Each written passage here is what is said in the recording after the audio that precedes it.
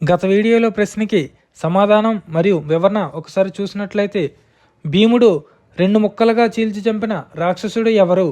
Option A బకాసురుడు, option B జరాసంధుడు, option C హిడంబాసురుడు, ఆప్షన్ డి ఎవరూ కాదు.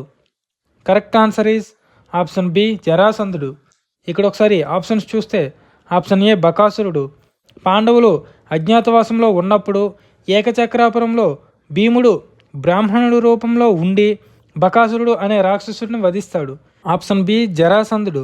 మగధ రాజ్యానికి రాజైన బృహద్రథుడు మరియు మృగావతికి పిల్లలు లేకపోవడంతో ఆయన ఒక మహర్షిని ఆశ్రయించడంతో ఆ మహర్షి ఒక పండు ఇస్తాడు. ఆ పండుని మృగావతి 2 భాగాలుగా చేసి తినడం వల్ల శిశువు 2 ముక్కలుగా జన్మించాడు. ఆ శిశు భాగాలను చూసి చింతిస్తుండగా జర అనే ఒక రాక్షసు వచ్చి ఆ 2 భాగాలను ఏకం చేసింది. అప్పుడు ఆ శరీరం సంపూర్ణ శిశువుగా మారి ప్రాణం పోసుకుని జరాసంధుడు అయ్యాడు. ఈ జరాసంధుడిని భీముడు 2 ముక్కలుగా చీల్చి చంపాడు. నెక్స్ట్ ఆప్షన్ సి హిడంబాసురుడు. లక్కగృహం దహనం తర్వాత బ్రతికి బయటపడ్డ పాండవులు అరణ్యంలో వెళ్తుండగా హిడంబాసురుడు ఎదురై భీముడితో యుద్ధం చేస్తాడు. భీముడు హిడంబాసురుడిని ఓడించి అతని సోదరి హిడింబిని వివాహం చేసుకుంటాడు. వీళ్ళిద్దరికీ ఘటోత్కచుడు పుడతాడు.